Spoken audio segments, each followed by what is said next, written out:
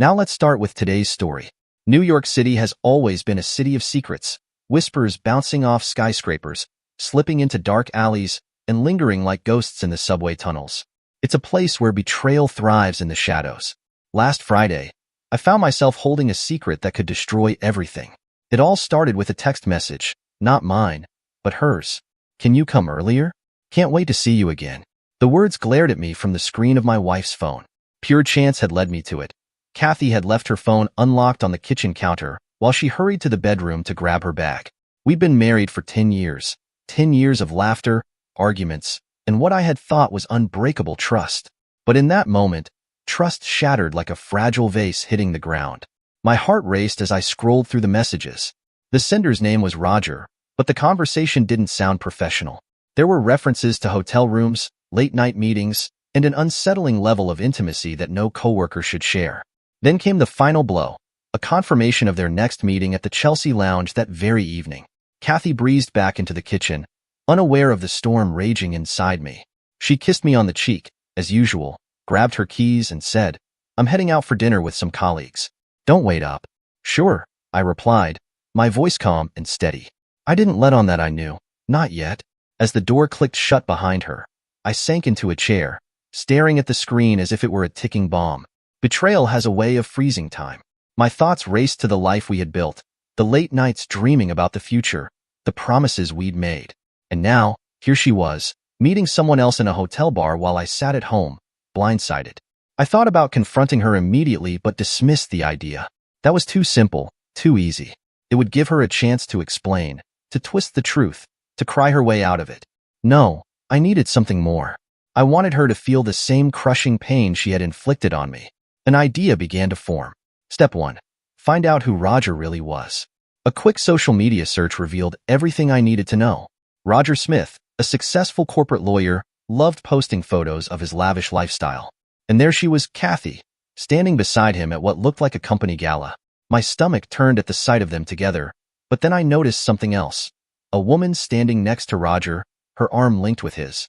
Petite, with sleek brown hair, a sharp jawline, and a polished smile that screamed Manhattan elite. Her name was Linda Smith, his wife. For a brief moment, I hesitated. Dragging someone else into this mess seemed cruel, but the more I thought about it, the more justified it felt.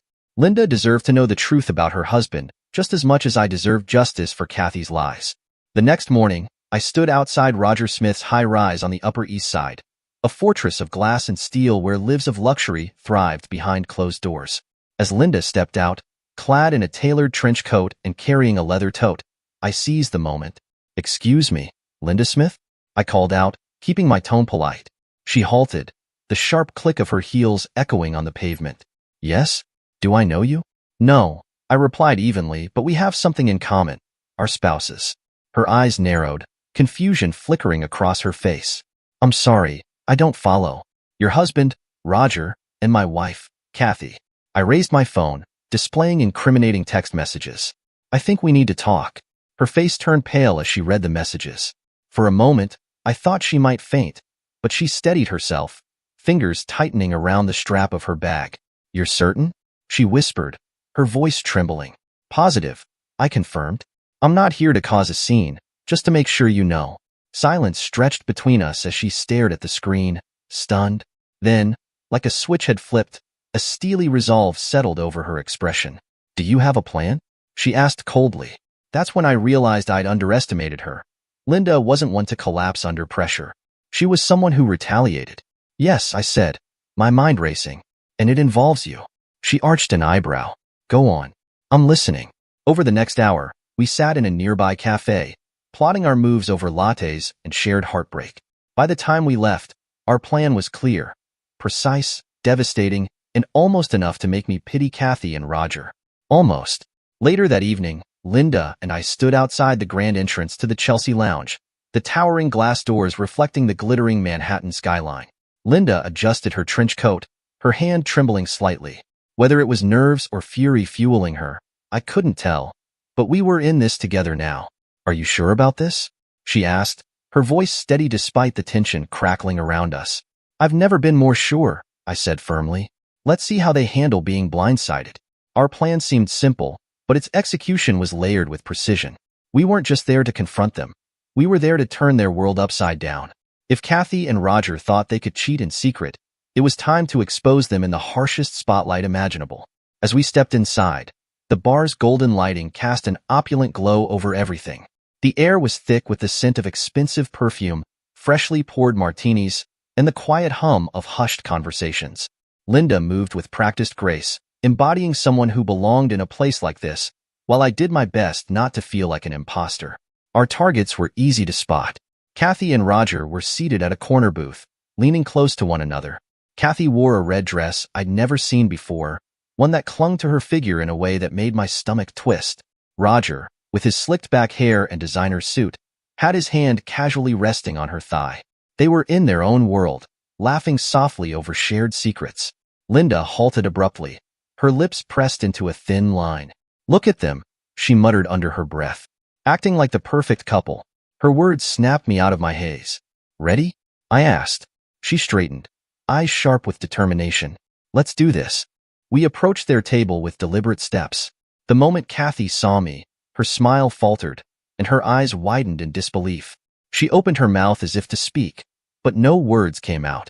Roger, oblivious to her reaction, turned his head casually and froze the instant he saw Linda. Roger stammered, his face turning pale. "Linda." "Hello, Roger," she said coolly, sliding gracefully into the booth beside him. "Mind if we join you for a drink?" Kathy barely had time to react before I slid in next to her, close enough to catch the floral notes of her perfume. "Surprised to see me, sweetheart?" I asked, my voice dripping with sarcasm.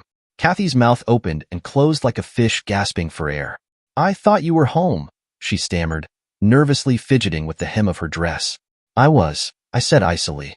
But then I had this strange feeling I was missing out on something. Turns out, I was right.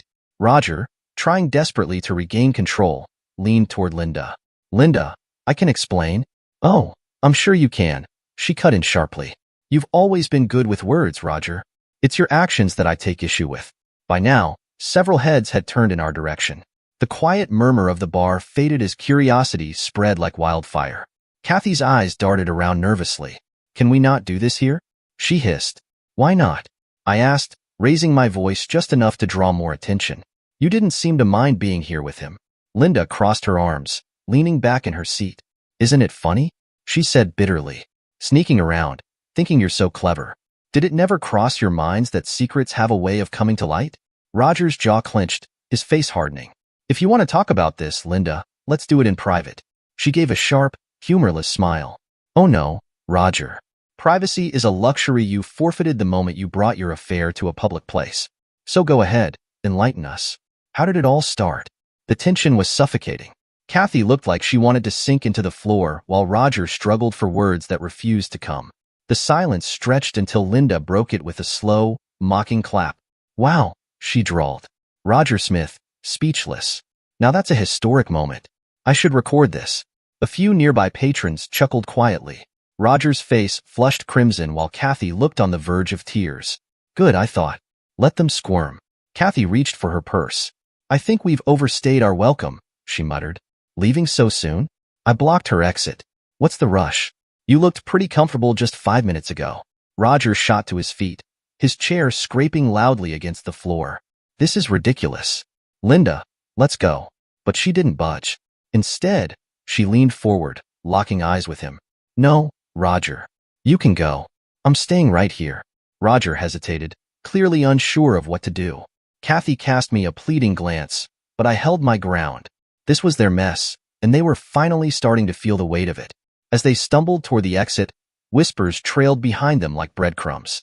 Linda and I leaned back in our seats, victorious. But this was just the beginning. Later that night, the adrenaline from the confrontation still hadn't faded. Linda and I sat in my dimly lit living room, a bottle of whiskey between us, plotting our next move. "This can't just be about embarrassing them," she said, swirling the amber liquid in her glass. Her eyes burned with fury that matched my own. "We need to hit them where it hurts, make them feel the kind of pain they inflicted on us." She was right. The public humiliation had been satisfying, but it wasn't enough. Kathy and Roger's betrayal had left scars far too deep to be erased with a single confrontation. No, we needed something bigger, Something that would leave them reeling long after we were done?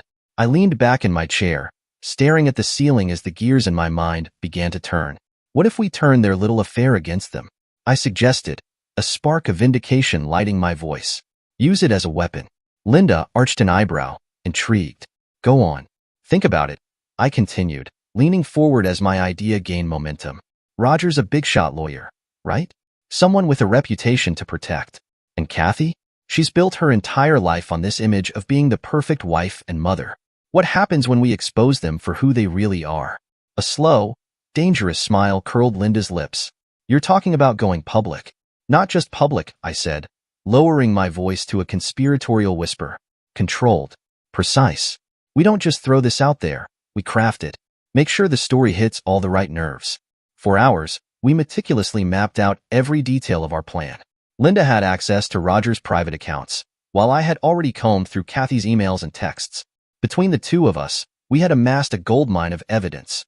Photos, messages, and even receipts from their clandestine meetups.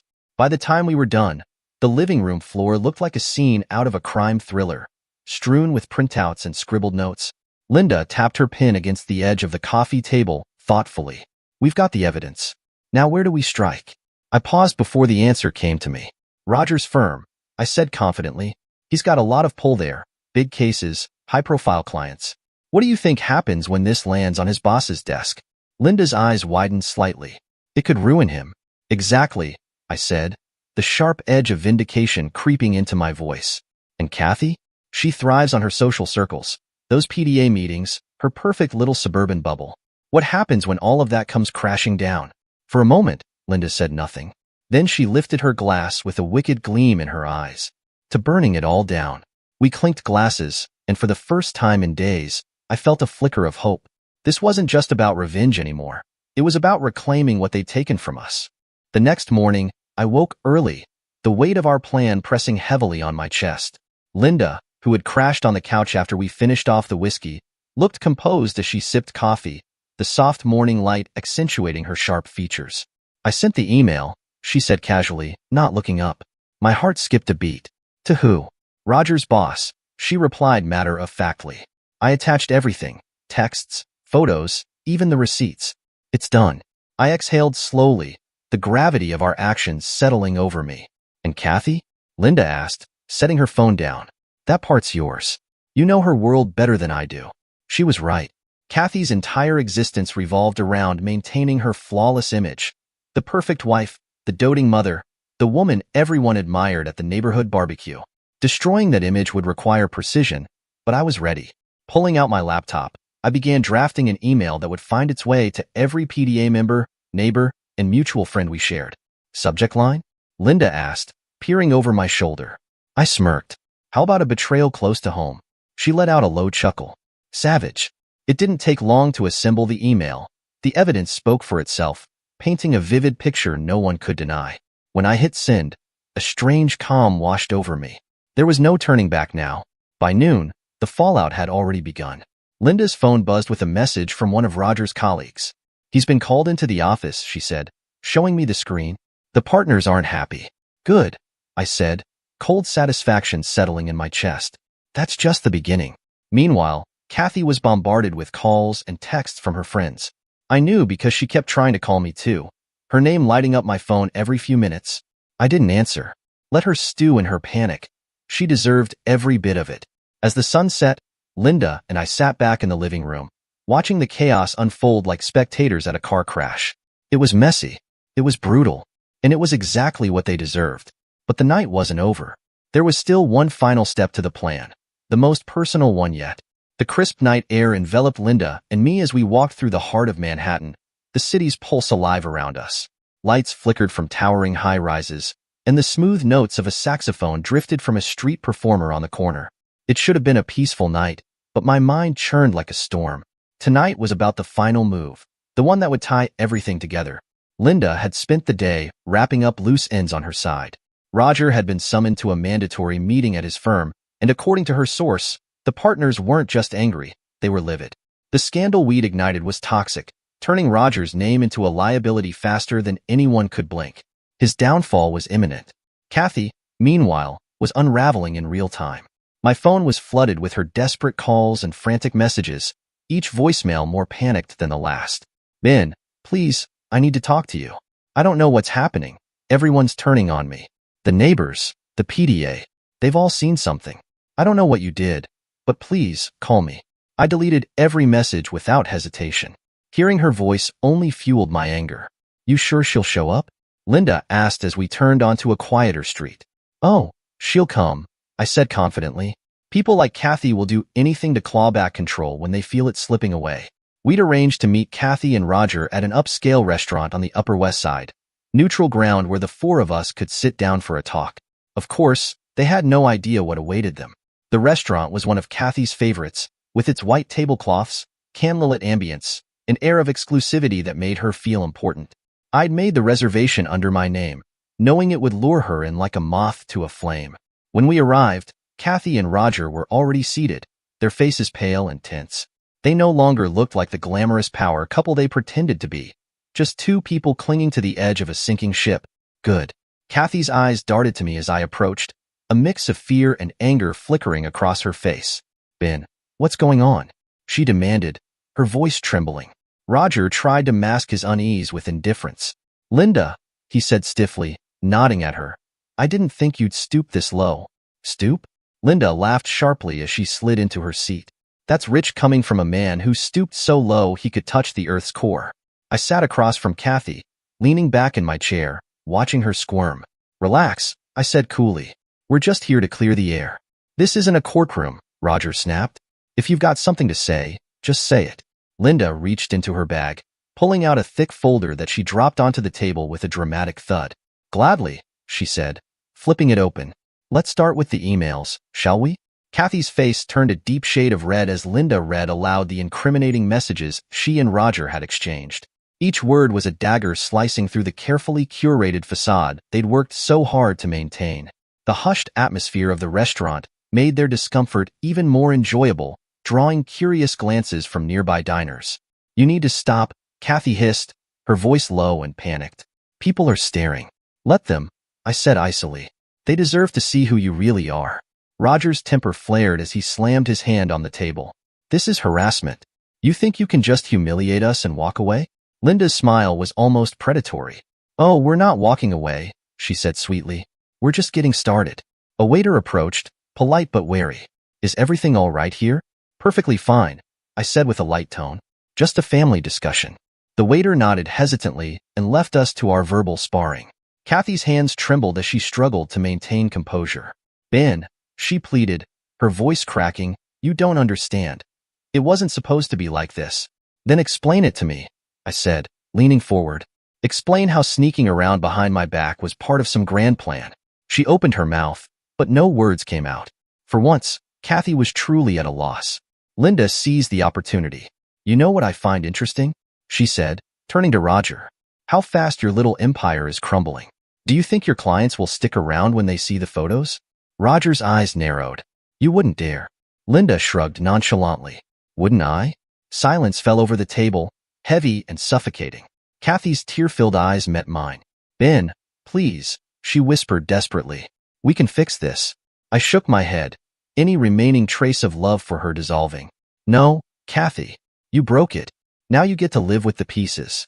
As Linda and I left the restaurant, we walked side by side, the cool night air washing over us. Neither of us spoke for a while, the silence between us comfortable and thick with triumph. Do you think they got the message? Linda asked, a playful smile tugging at the corner of her lips. Oh, they got it, I assured her. But it's far from over. What they don't know is that the final blow is already in motion. The fallout from our confrontation at the restaurant had been swift and spectacular. Kathy and Roger were in full panic mode, their picture-perfect lives unraveling faster than they could control. But for Linda and me, that was just the setup for the real endgame. The move that would cut deeper than they ever imagined. It all began with a phone call the morning after. I'd done plenty of digging before teaming up with Linda, uncovering more than just Roger's affair with Kathy. Behind his polished reputation as a top attorney lay a string of shady dealings, misappropriated client funds, under-the-table agreements, and a few suspiciously tilted case outcomes. I wasn't the only one interested in seeing his downfall. A former paralegal from his firm, now freelancing, was eager to share her story on record. I handed everything to Linda, who didn't hesitate. This isn't just personal anymore, she declared with a gleam in her eye. This is justice. While Linda dismantled Roger's career, I had been quietly sowing chaos in Kathy's social circle. The emails I'd sent to her friends and neighbors were just the beginning. The PDA, her sanctuary of status, buzzed with whispers about her affair. One particularly vicious mom even spread a rumor that Kathy had been involved with more than just Roger. It wasn't true, but I didn't care. Let her feel the sting of judgment from the very people she sought to impress. The piece de resistance, however, came from an unexpected twist. I have an idea, Linda said one night, her voice low with excitement, but it's a bit unconventional. I raised an eyebrow. Unconventional how? She leaned closer, a sly smile playing on her lips. We invite them to a party. Together. I blinked. The four of us? In the same room? Exactly. She grinned mischievously. Not just any party, a gala. Something public, where they'll be forced to smile and play nice while we pull the rug out from under them. The idea was insane, reckless even, but it was also brilliant. Let's do it, I agreed, a smile tugging at my lips. The gala was a high-profile charity event at an upscale venue in Midtown Manhattan, a black-tie affair oozing with high society glamour. The kind of event Roger and Kathy wouldn't dare miss, even if they suspected a trap. With Linda's connections and my persuasion, we ensured their attendance. On the night of the event, Linda and I arrived arm in arm, dressed to kill. She wore a sleek black gown that turned every head in the room, while I traded my casual style for a sharp tailored tuxedo. If we were going to play this game, we were going to do it in style. It didn't take long to spot them near the bar. Roger and Kathy, smiles forced and thin as they mingled with the crowd. They looked every bit the polished power couple, but I saw the cracks beneath their facade. Kathy's eyes darted nervously around the room, and Roger's jaw was clenched so tightly I thought it might shatter. Showtime, Linda murmured as we made our way toward them. Roger, she greeted brightly, her voice dripping with mock warmth. So good to see you. And Kathy, don't you look stunning tonight? Kathy stiffened at the sight of us, her smile faltering. The cracks were widening, and we were just getting started. Linda's smile remained razor-sharp as she leaned casually toward Roger. What's wrong? She asked smoothly. Uncomfortable being the center of attention? Kathy's voice trembled as she blurted out, What are you doing here? Oh, we wouldn't miss this for the world, I said with calm precision. A night of glamour, charity, and revelations? What's not to love? Roger's jaw clenched as he glared at us. Haven't you done enough? Not quite, Linda said, her voice cutting like glass. You see, tonight is special, a real celebration. Kathy frowned. Celebration of what? Exposure, I said, stepping closer. Shall we make a toast? Before they could react, Linda gave a subtle nod to the event's host near the stage. Moments later, a spotlight swept across the room, and the booming voice echoed through the speakers. Ladies and gentlemen, the host announced, May I have your attention, please? The crowd fell silent, eyes turning toward the stage. Kathy and Roger radiated tension, their nerves stretched taut. We'd like to take a moment to recognize a distinguished guest, the host continued, his tone cheerful but loaded with undertones. Mr. Roger Smith, please join us on stage. Roger froze, his face draining of color. Kathy's hand shot out, gripping his arm. Don't, she hissed urgently. But it was already too late. The crowd parted, a sea of judgmental stares focusing on Roger as he reluctantly made his way forward. Linda and I followed, our steps slow and deliberate. The host smiled broadly. Roger, your reputation precedes you. But tonight, we're here to share a different story. A large screen descended from the ceiling. Within seconds, a slideshow began to play. Images of Roger and Kathy in intimate, compromising moments, hotel rooms, romantic dinners, stolen kisses. Gasps rippled through the room, quickly morphing into whispers and hushed outrage. Kathy's face turned crimson as tears streaked down her cheeks, her mascara smudging in dark trails. Roger stood frozen, pale and visibly shaken. Linda leaned in toward him, her voice low but venomous. This is what happens when you think you're untouchable. As the images continued to flicker across the screen, scandalized murmurs filled the room. Is that his mistress? Someone whispered nearby. I thought she was married too. Another voice hissed. And Roger Smith of all people? What a disgrace. Roger flinched with each image, his composure unraveling. Kathy clung to him, eyes wide with panic, tears freely flowing. Desperate, Kathy tugged at his sleeve. We have to leave, she whispered frantically.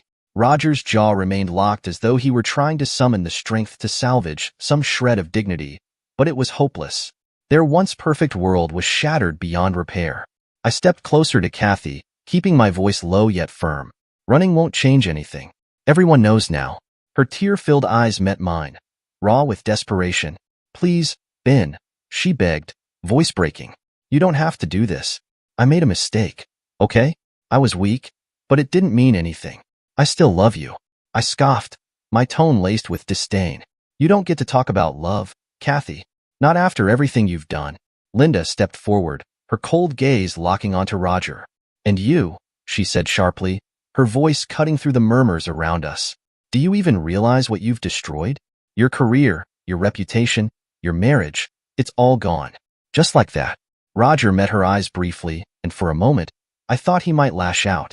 Instead, he stood there, defeated, his shoulders sagging under the weight of his disgrace. I never meant to hurt you, he said quietly, his voice hollow. Linda let out a bitter, humorless laugh. You didn't mean to hurt me? You lied, betrayed me, made a mockery of our marriage, and now you're sorry? Unable to hold her gaze, Roger looked away. Sensing the tension, the host awkwardly returned to the stage, his voice strained. Ladies and gentlemen, perhaps it's time to move on to the next part of the evening. The crowd began to disperse, though hushed whispers and lingering glances trailed after Roger and Kathy. Without waiting for the night to end, they slipped out quietly, heads down, avoiding the stares of the other guests. Linda and I watched them leave, a strange sense of triumph settling between us.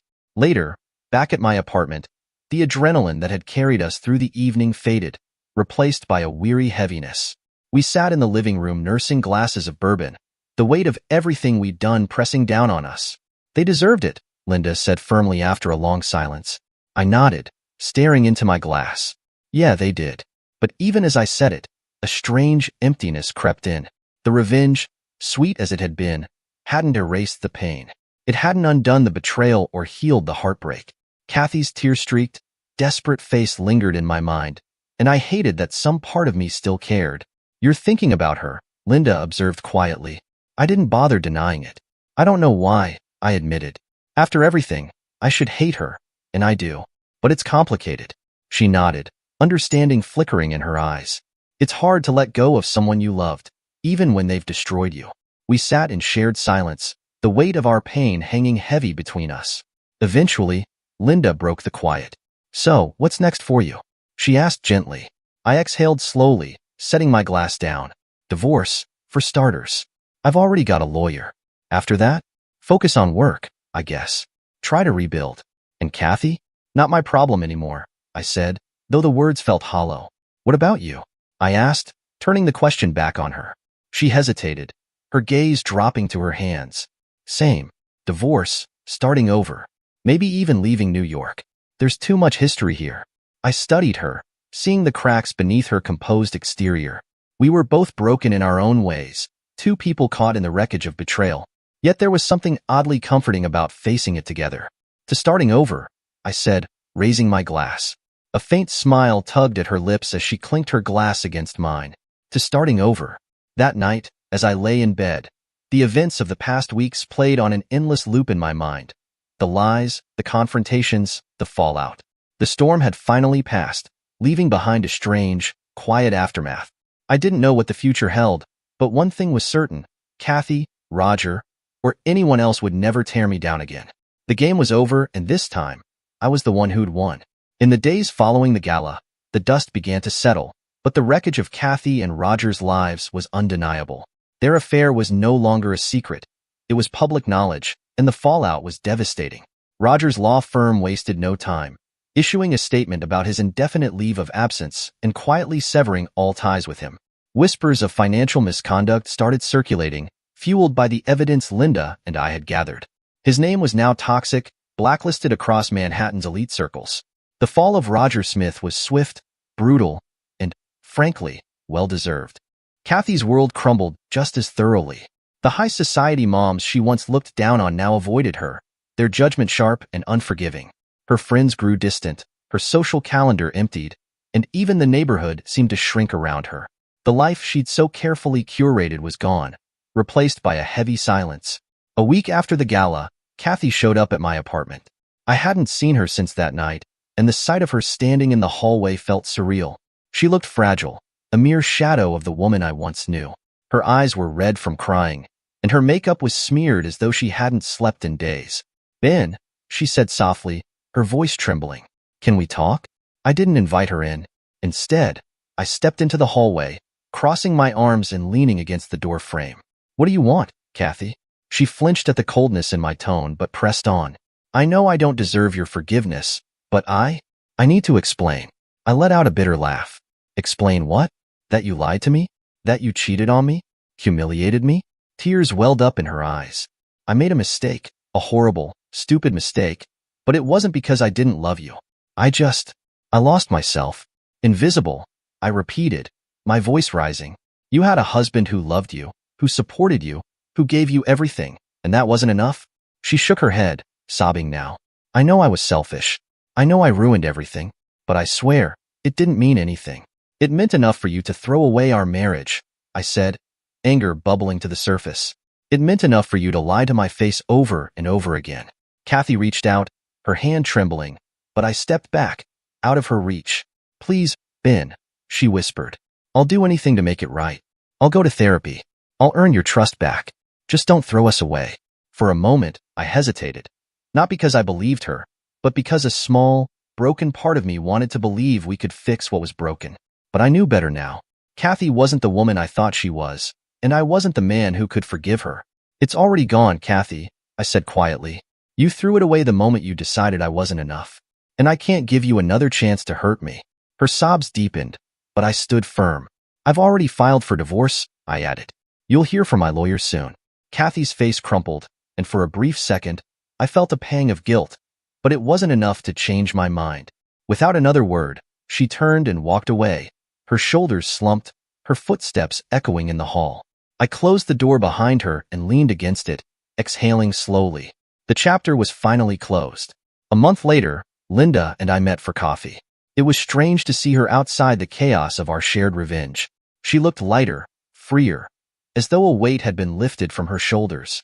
"So," she said, stirring her latte, "how does it feel to be free?" I smiled faintly. "Better than I expected." "And Kathy?" she asked, raising an eyebrow.